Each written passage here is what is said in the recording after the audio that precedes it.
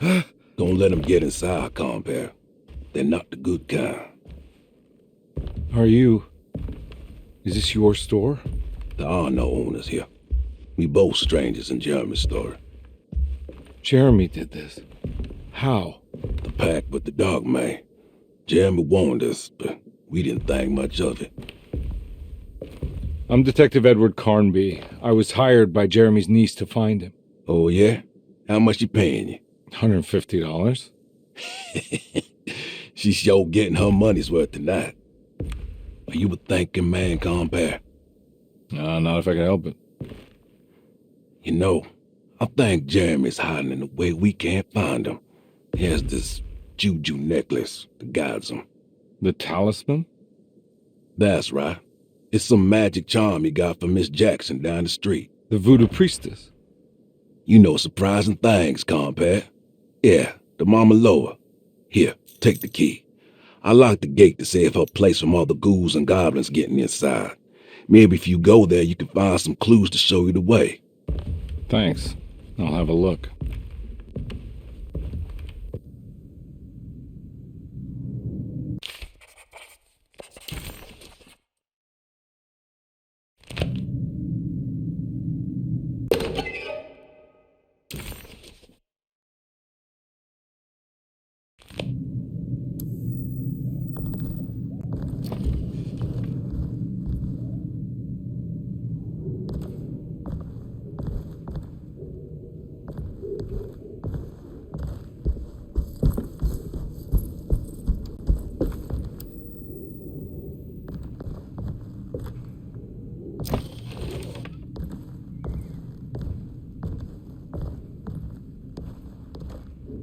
You want to come along?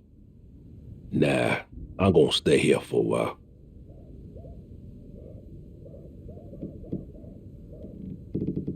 Anything I can do for... Sorry, I didn't catch your name. Baptiste, just tell my sister Lottie I'm alright if you see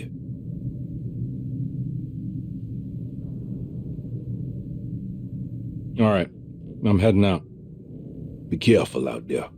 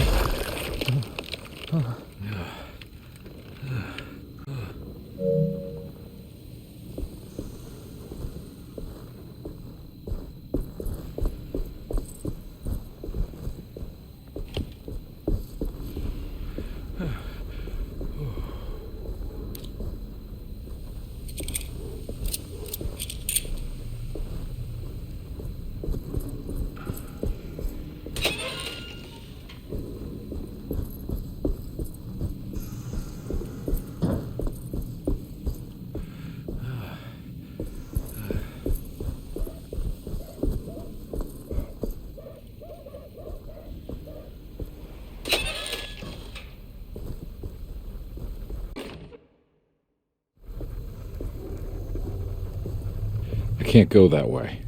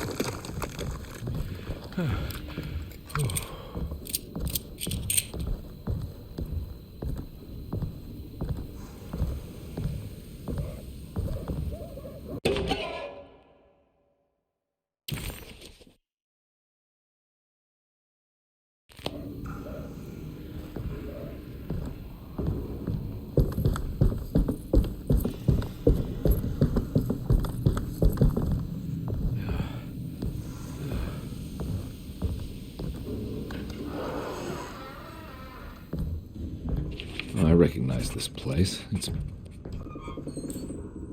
It's the talisman, like the one in the painting.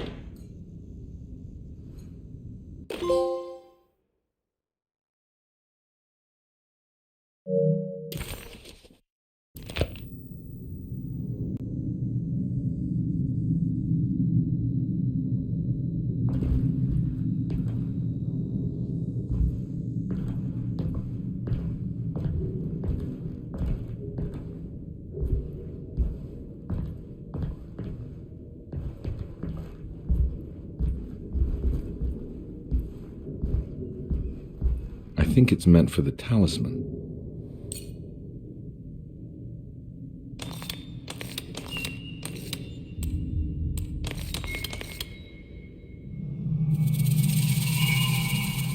It's showing something. A place? Where is that? Huh.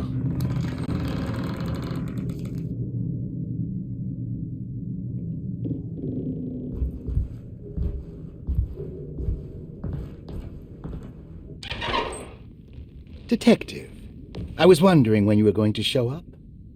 Mrs. Thompson told me you were here. I understand you are working for Jeremy Hartwood's niece. Yeah, I guess so. I mean, you're not wrong. We came here for her uncle. I didn't expect this. You are Dr. Gray, right? That's right. You don't happen to have some identification, Detective. I'm not keen on having strangers prying into my business. Oh, Detective Edward Carnby, Decatur Street, New Orleans. Enjoying the Vieux Carré, Detective? Those old French quarters, the voodoo people, the gangsters. I'm sure you live an exciting life. Well, it's not quite like the stories, Doc. Just trying to make a living. Aren't we all making a living?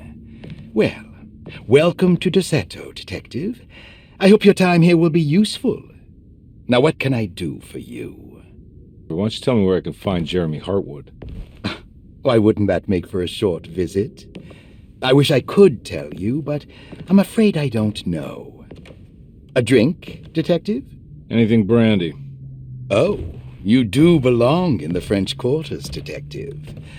Armagnac or cognac? You know, just give me the cheap stuff. I'm not much of a connoisseur. Having low standards is not a virtue, Detective. Let me see if I can broaden your perspective. What can you tell me about Jeremy? I wouldn't want to go into details about his condition. Doctor-patient confidentiality. I'm sure you understand. Sure, but he is crazy, and he's gone missing. Why? Here, try this. Ooh, it's good. Got a bite? It's called a sidecar. The trick is not to be afraid of the tartness of the lemon. Then, for goodness sake, don't overdo the triple sec. Okay, what can you tell me about Jeremy? Well, let me think. He is an anxious man, constantly worried about events not presenting themselves according to his model of predestination. He complains about things not being carried out in the right order, and that some things simply shouldn't be. Is any of this helpful to you? Not really. I was hoping for some direction where to look next. I'm sorry. I have nothing for you then. You should talk to my orderlies. They have been looking for him for a while now. I'm sure they would appreciate your help. Yeah, I ran into 𝗵𝗫𝗀 earlier. Come to think of it, he might have given me a lead. Oh, excellent. So your investigation is already underway. I'm gonna go, but I'm sure we'll meet again. Looking forward to it. Safe returns.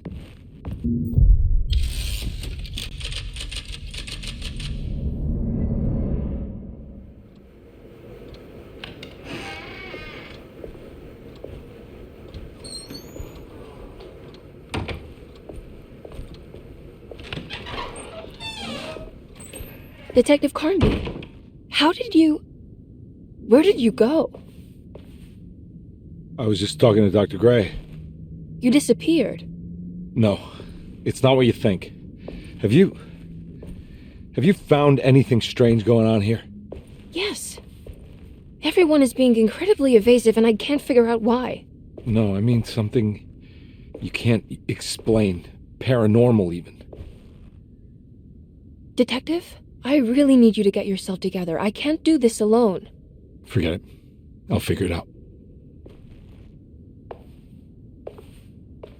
Do you want to come see Dr. Gray? No, I want to try something. With his talisman, I think I can follow Jeremy to the place he mentioned in the book. What was the name? Do you remember something Spanish? 𝗚𝗺𝗴𝗚𝗂𝗚. Yeah, that's where I need to go. Detective, are you going to be all right? Yeah, of course. Go talk to Dr. Gray. We'll rendezvous later.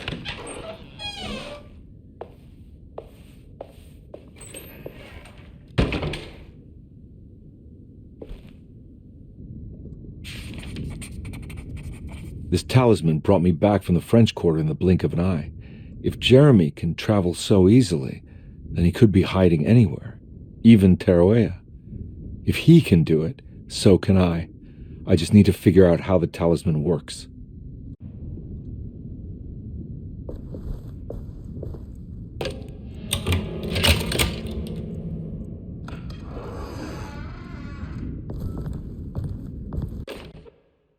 Saw your notice in the boiler room. You should know Mr. Chance won't be coming back. I got no business being in there myself, but you can take a valve from the wine cellar if you want to try to stop the steam pouring out. Be careful.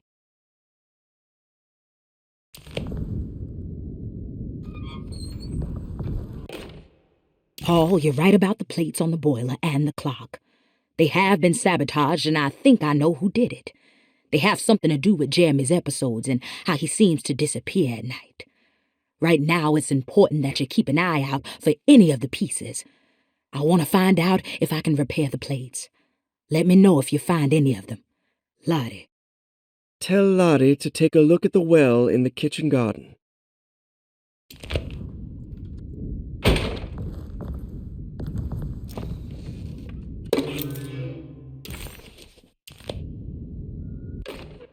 Dr. Elmore Lee Gray is Derceto's chief doctor. Accounting and all administrative work is handled by me, Paul waits. Magdalena Thompson, or Mags, is responsible for the household. Jean-Baptiste and Charlotte Tabbois are responsible for keeping the guests' medical regimens in check. Finally, Jack Chance is our gardener, who can occasionally be seen in the conservatory, but is for the most part busy outside. There are currently 6 guests at Derceto. Malcolm McCarthy and Ruth Tallant reside on the first floor. Jeremy Hartwood, Elisabetta Perosi, Grace Saunders, and of course Cassandra Beauregard live on the second floor.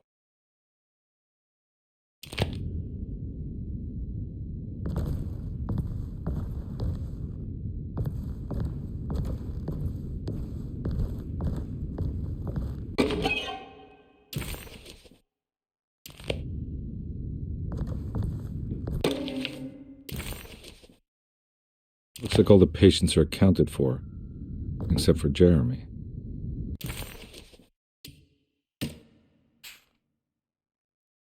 Cassandra Beauregard, the beloved author. Very exciting, isn't it? What do you want to put down for reason for admission? What her agent told us. Cassandra suffers from writer's block and needs to finish her moving picture script before the end of June. Mr. Chardot suggests Cassandra's heavy use of barbiturates is holding her back and risks ruining her career.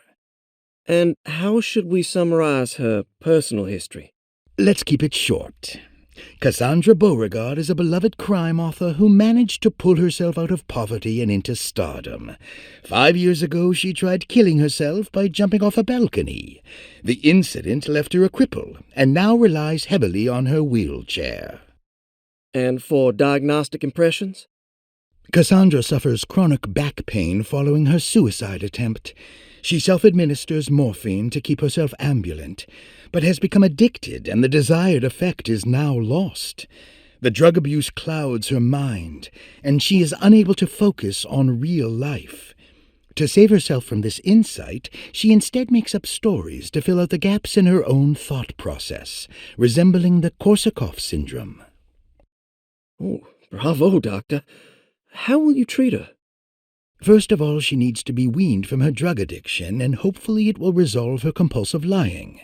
Then look into permanently numbing her pain in her back through surgery.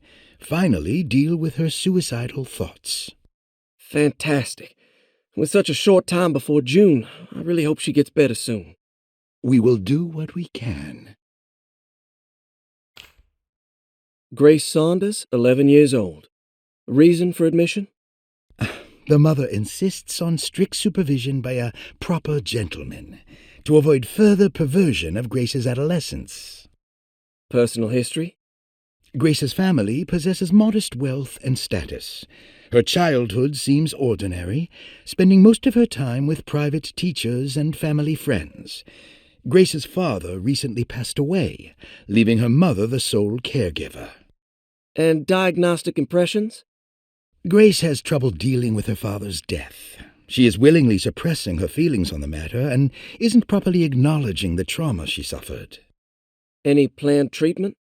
Grace needs nothing out of the ordinary. She simply needs parental guidance. Eventually, we can work on her feelings toward her father. Thank you, Doctor. I'll finish the paperwork and get her installed. Malcolm McCarthy, 54 years of age. Reason for admission? McCarthy admitted himself to Derceto, stating simply that he needs some damn rest. And personal history? McCarthy claims he used to work as a lawyer in Baton Rouge, but says he can't go into details because of some legal dispute. His background remains largely a mystery, except for the occasional clue that he drops in conversation. And diagnostic impressions? McCarthy is an anxious man and an alcoholic. He often tells half-truths due to some deep-seated inability to trust other people. And how will you treat that? McCarthy will take some time to open up. Spending time with Jack's dog or the child should be good for him.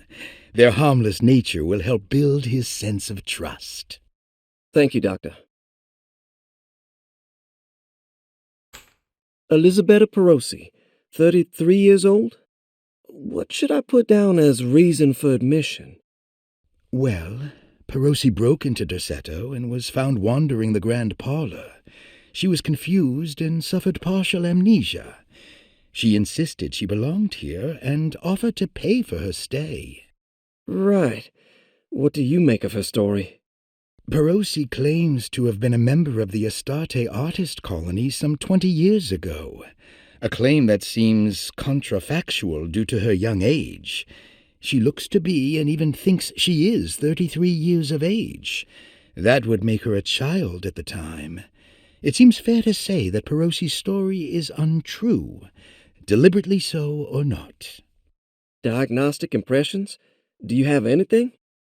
𝗚𝗺𝗃's story is peculiar because she retracted her story about the artist colony.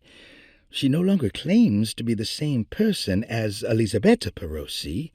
However, my staff's research has confirmed there was a 𝗚𝗺𝗃 at that time who was in her early 30s. I suppose this case will take some time to investigate. How will you go about it? I wanted to contact the real 𝗚𝗺𝗃, but it seems the whole colony disappeared one night, September 29th, 1915, during a hurricane. I will have to take it slow and figure out what this spell of impersonation could have been. Oh, I'm sure it will all clear up eventually. Thank you, Doctor. Ruth Talon, 29 years of age. Reason for admission? Ruth's father wishes that his daughter be removed from New Orleans nightlife for the foreseeable future. He fears that her overly free spirit is tarnishing the family's reputation. Sounds simple enough. Personal history? Ruth comes from considerable wealth. Her family owns several hotels and restaurants. Unlike the rest of the family, her sense of adventure has taken her around the world, including France during the Great War as a photojournalist. The last decade, she has provoked many rumors of being a debauched flapper, bordering on nymphomania. And diagnostic impressions? Despite her father's frivolous reasons for her to be admitted, Ruth does seem to provide an interesting case. She is refreshingly open and doesn't shy away from talking about her life during the war or her continuous celebration after returning to the States. She is admittedly a sexual deviant and feels no remorse. And her treatment plan?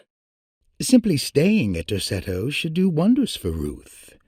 If not, at least for her family's reputation. Ruth doesn't need to change, but with therapy I might be able to share with her some sympathy towards her family. I doubt she will settle down and become as dull as the rest of them, but at least she might try to be more discreet in the future.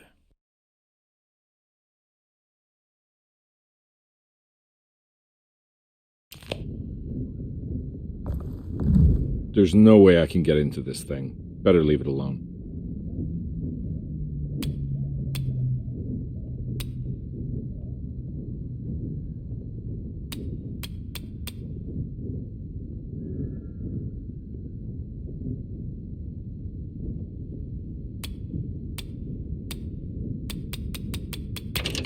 Hey, what do you know? I guessed the combination. Ah, detective card.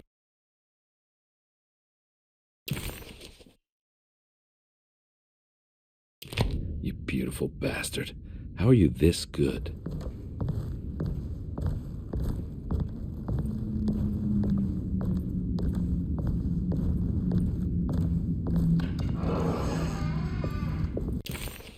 What?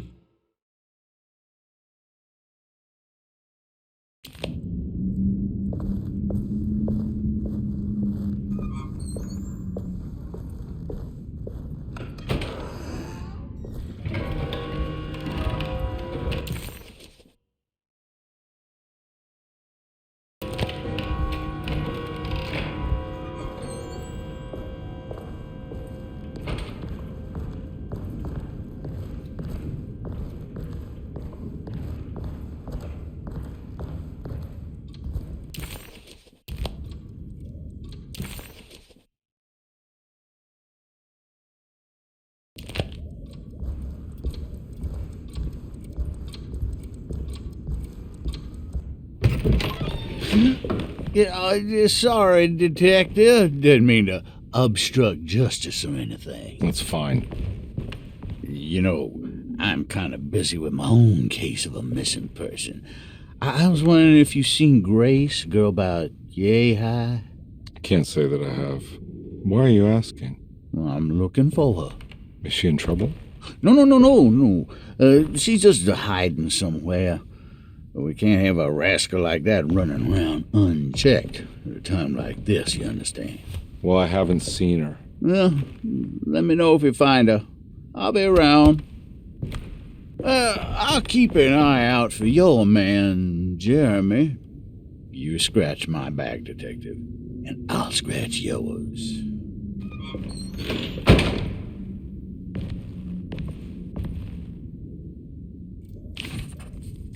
McCarthy reminded Detective Conby of an old barfly he used to know. He detested him. There was no getting around it. McCarthy was going to have a hard time getting on his good side.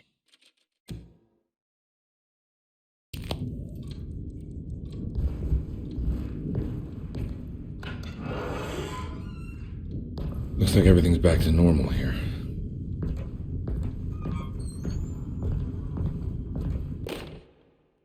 Emily's here.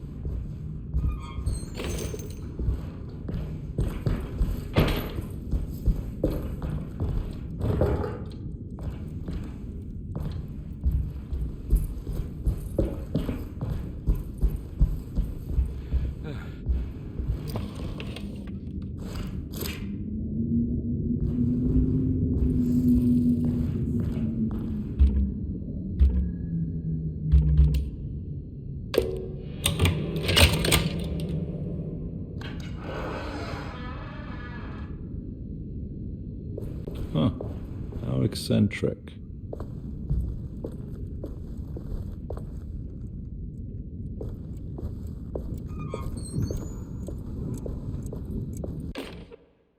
Will I need to remember how to get them out again? They are locked up for good reason. I am sure she is still able to whisper the answer in the ears of the wrong people. But not for long. I will see her burned soon enough. That black goat will be sacrificed to put an end to it all. Then it will all be over. No more Derceto, and sadly no Astarte. Those good pirates of Pontchartrain. May you still sail the lake until you find the shores of Hali.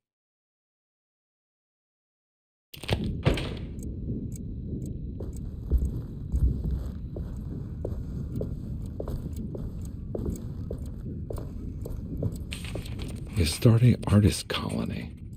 I remember hearing about their disappearance. Must have been 15 years or more now.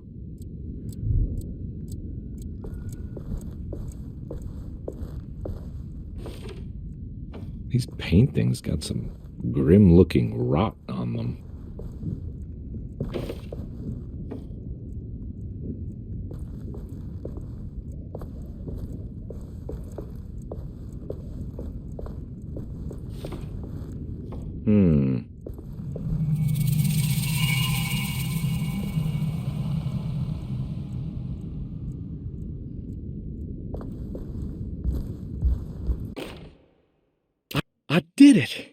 I crossed the thresholds to my intended destination without a focusing device. My talisman now knows these roads, and I have no need for the plates. I can find my way to Lafayette as easy as I find my own room. I visited the grave of my father and seen the oven waiting for me. Thank you for opening these doors. I now must summon my courage and go back to that hateful mound outside the oil rig. I hope you'll be feeling better when I return. Jeremy.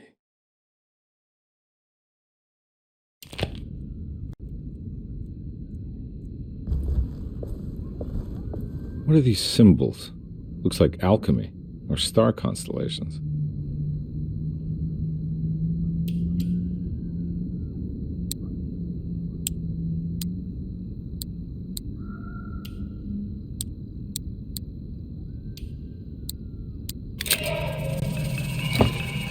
Got it.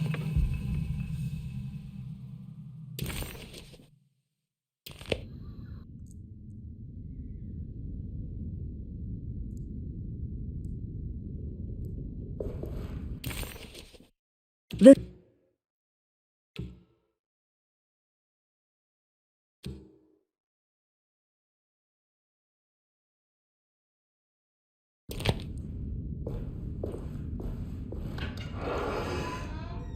Huh?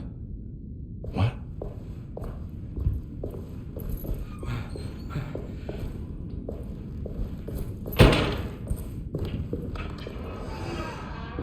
Huh?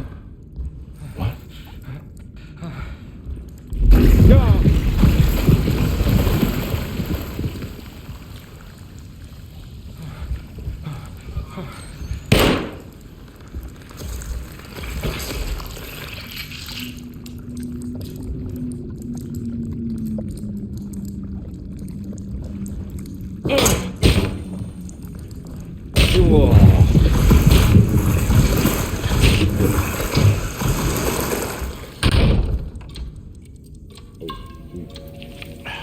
It's stained. Looks like some kind of... Oh, what happened? Everything's normal again? Right.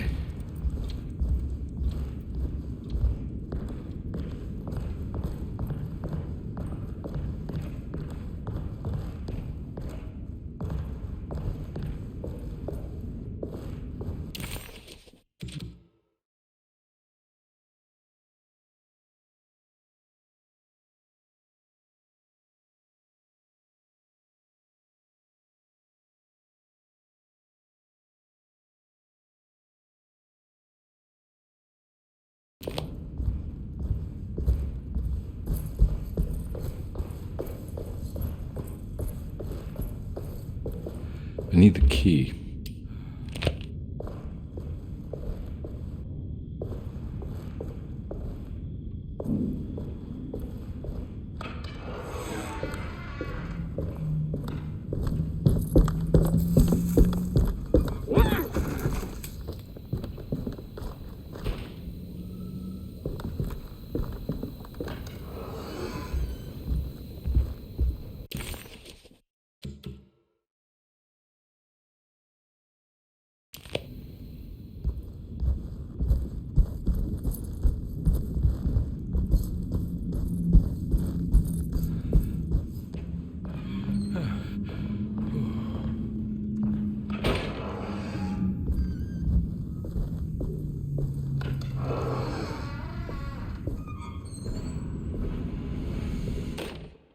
You know, Mr. Waits, I saw a piece of the plate that Liza broke.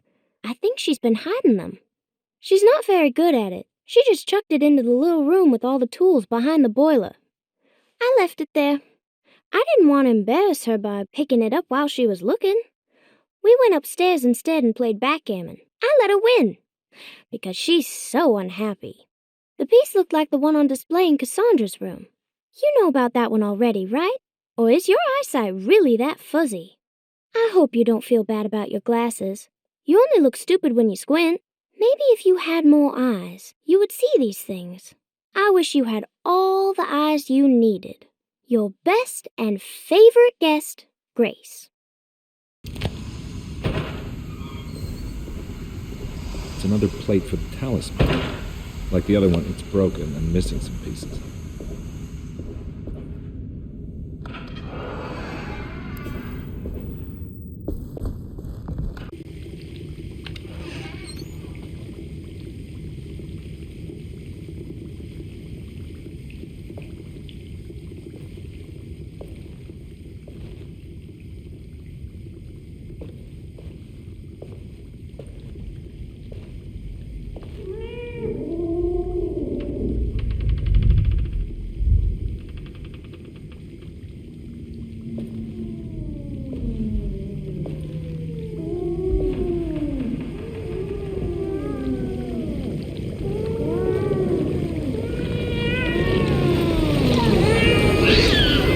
What are you doing in my kitchen? I assure you. No, I'm sorry. I promise you. Mr. Hartwood is nowhere near my kitchen, and neither should you be. Don't make me kick you out of this house. Sorry. Now get out! Yeah.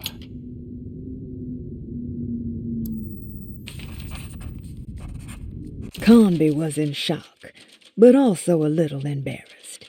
The housekeeper was furious to find him searching through the kitchen and had run him out of the room. There was something strange going on with her, but it didn't feel connected to the case, so he decided to stay out of her way.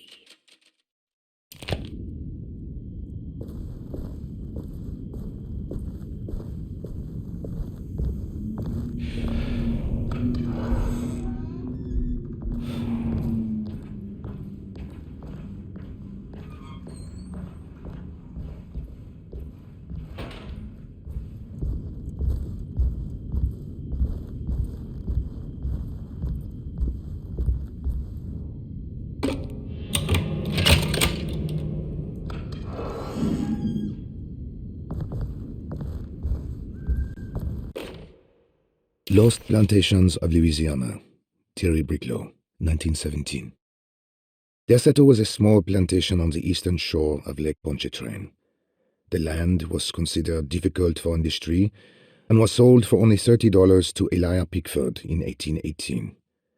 Pickford employed hundreds of workers from nearby New Orleans to clear the woods and build a small plantation mansion facing the lake with a striking Greek Revival temple facade. Derceto kept a modest production of Barrique tobacco and indigo that persisted up till the Civil War. During the antebellum era, Derceto was the source of many rumors concerning voodoo and witchcraft. People who traveled the lake reported seeing people dance at night in front of bonfires, bleating and wailing. On June 17, 1862, Captain J.W. Norton of the Union Army recounts leading a raiding party from ships anchored in Lake Pontchartrain in order to seize control of Derceto and free the slaves working there. The captain was surprised to find the workers fighting back with unprecedented zeal. Norton's account describes these men and women as enraged with fanaticism. Pickford reportedly tried to placate the raiders, but was shot in the confusion. Captain Norton left the mansion burning and retreated to his ships with his men. Derceto was left in ruins for several decades. The ownership of the land was long disputed and returned to the Ledoux family in 1901. Several police reports were filed during the following years as the Ledoux tried to get rid of a camp of squatters on their land. The police made several visits to remove the trespassers, but the people kept returning. On November 1, 1907, Inspector Legrasse of the police charged a deadly attack in order to save several children kidnapped by the squatters. Many were killed, and even more were jailed. The following year, Ledoux rebuilt Derceto, incorporating the surviving stone foundation and adding a magnificent wrought iron conservatory.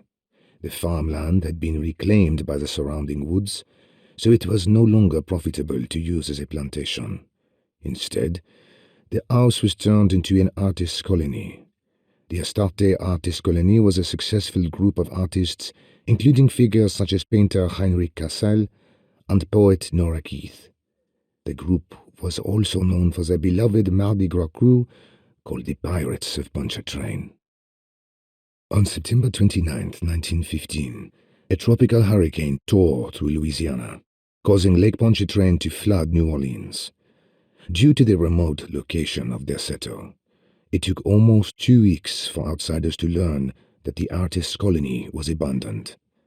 The 12 residing artists had all vanished without a trace.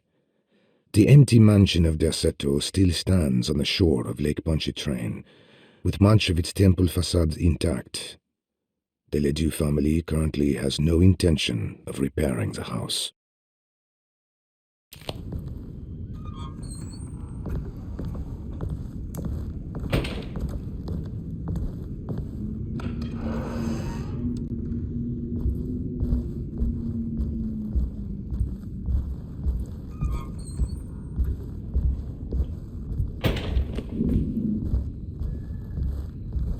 It's wedged shut.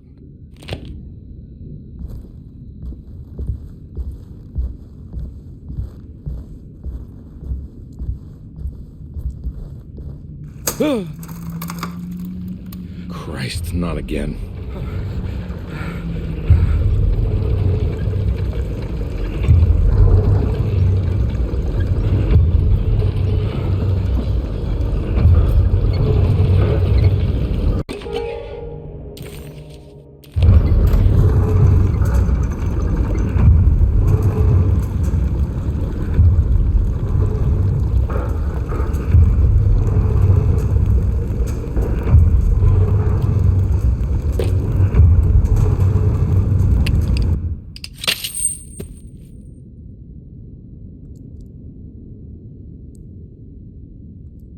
What the hell is going on?